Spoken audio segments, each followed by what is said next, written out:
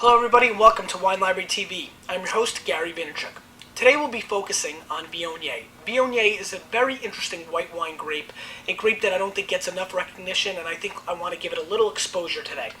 Viognier comes from the northern Rhone, Condrieu region, where it's the primary grape, the only grape for Condrieu, those great white Rhone wines you might have read about or seen scores for. In 1965, it was basically on the extinction list. It was gone. It was pretty much off the map. We're pretty much never going to see it again. It's made a slow and steady climb, and it's starting to really come on. Over the last couple of 5 to 10 years, California has really kind of adopted the grape, and we're seeing a lot more California Viognier-driven wines. We're seeing a little bit more in Australia, and now everywhere, even Chile and other places in the world are starting to come on. Viognier is a very aromatic and very interesting white wine, and a wine that I don't think a lot of our viewers have either tasted a lot of or have ever had at all. So if you've never had one, of course, you know where I'm going with this. Go out and try one. But basically what I wanted to do today was taste a couple and see how they stack up. Viognier is a very, very interesting grape to me because about 7 or 8 years ago it really started coming on and it stopped. It's been like kind of a stop-start kind of thing for it. Ironically, here's a really interesting fun fact. It is the cousin of the Nebbiolo grape, which is the red wine grape behind Barolo and Barbaresco, some of the most profound wines in the world. It's also a grape that blends very well. A lot of Shirazes throw Viognier in because it's got a lot of aromatic power and it brings a lot of bouquet to the nose. So it's got a lot of purposes, and on its own it's a very interesting wine. I think it hasn't caught on all the way because it is a little bit pricey and because Chardonnay dominates. But hopefully today we'll taste through these three very interesting Viogniers, and maybe we'll give you a little exposure to them, and maybe you'll go out and try them. So let's start with the first wine. The 2004 Beringer Napa Valley Viognier. Obviously, I think we all know Beringer. If you haven't heard of Beringer, you're probably not watching this, or you're just starting to get into wine. Beringer is a very big name, a very, very famous winery. The color is very light. It's got a light kind of, not even golden. I would say it's a crisp, light white color. Here's where you get right into Viognier strength. This is a very aromatic nose. A lot of lemon. Nice clove, a little bit of peach. Just really great flavors coming through on the nose. White flowers, just very interesting.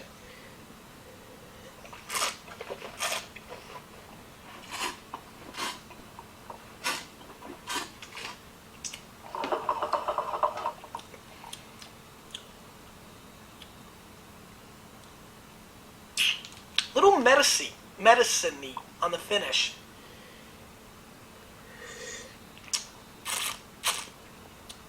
Well, this is fun. I hyped you all up for Viognier, and I'm starting with one that I don't think is that great. Kind of disappears on the finish. Gives a very awkward, almost like a Hall's menthol finish. Kind of awkward. I don't know. I'm not going to recommend this Beringer Viognier 04. Let's move on. Hopefully I won't have to tape another episode because that was a tough start. Alright, I'm sorry. Let's show you the Pikes 2004 Gills Farm Viognier from Australia. This has gotten some good press, I think maybe from Stephen Tanzer's book. This has a much, much more interesting color. A little bit more golden. I also see a little frizzante. It's a young wine, so it's got a little bit of the sparkling aspect. Pikes is a great winery from Australia. Now, this is interesting. This is really interesting. This has a very different nose, not as floral. Almost chalky. A little bit of orange.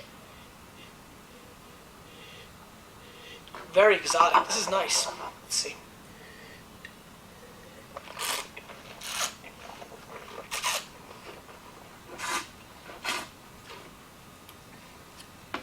There we go. Back on track. Viognier.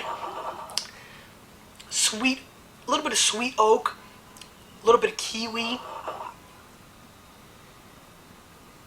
Really complex nose. This is a very interesting white wine. Wow, I'm really into this wine. You know what's really great is that these wines go great with food. I really think that's what this episode's about. These are much better wines with food than, let's say, a Chardonnay or a Pinot Grigio. This will go tremendous with any Asian or anything like Thai, spicy foods, great combo. This is much more complex, not as fake and awkward as the Beringer, much more complete in the palate, just tremendous. It's a winner. Melville, 2005, Santa Rita Hills, Viognier, 16.7 alcohol content. It's a monster. This Santa Barbara winery is on fire. Melville is just amazing. As you can see, this one's got a very nice color, a little bit darker than a Beringer, not quite as dark as the Pikes. Had a little bit of frizzante on the bottle. There's no way you're going to get this out of the glass, but the bubbles are going up a little bit. Again, the acidity levels on this wine are very high. Let's get into it. Man, this is pretty awesome. Wow, what a zest of lemon. This takes me right back to when I had lemonade stands all over Edison, New Jersey. The good old days. A lot more profit in the lemonade business than the wine business. Wow, this is exceptional. This nose is so amazing. Tons of lemon, a little bit of, what is that, a little anise, cove. Wow, really, this is a very interesting nose. Very vibrant.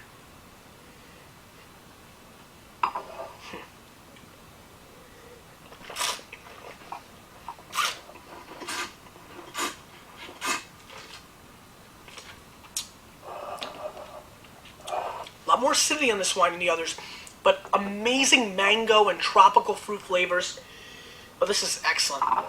This is superb stuff. Great grip on the mid-palate. Finish is really strong. Really complex on the finish. This also would be great with food, but even a little bit more acceptable by itself than the Pikes. Sensational. What body and complexity. I'm just blown away. Viognier is a wine and a grape that a lot of people don't know about. I highly recommend you go out and seek some. I've got two spectacular winners here. They're not the cheapest white wines in the world, and sometimes you don't get a good one.